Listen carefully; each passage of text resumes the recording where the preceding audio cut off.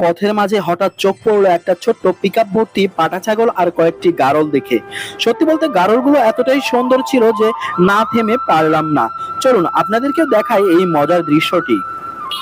আপনারা কি জানেন বাংলাদেশের উপকূলীয় অঞ্চলগুলোতে পাওয়া যায় এই বিশেষ জাতের ভেড়া বা যাকে গারল বলা হয়।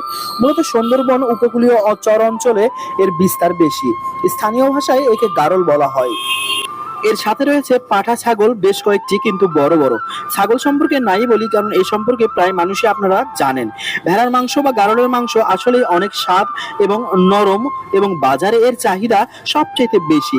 দুধও দেয়, কিন্তু খুব বেশি নয়। প্রতিদিন গড়ে 250 থেকে 400 মিলি পর্যন্ত এরা দুধ দেয়। আশ্চর্যের বিষয় হলো এক বছরে এরা প্রায় 2টি বাচ্চা দেয় বা 2বার বাচ্চা দেয়। প্রতিবার প্রায় 1 থেকে 2টি করে বাচ্চা জন্ম দেয়। এজন্য খামারিদের কাছে এ জাতীয় গারল লাভজনক বেশি মনে হয়।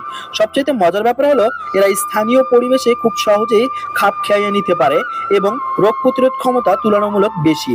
তাই গারল শুধু কৃষকের আয় বাড়াতে নয়, গ্রামীণ জীবনে এনে দেয় ভিন্ন রঙের এক স্বাদ। ধন্যবাদ সবাইকে। আমার ভিডিওটি ভালো লাগলে অবশ্যই লাইক, কমেন্ট, শেয়ার করে আমাদের পাশে থাকবেন।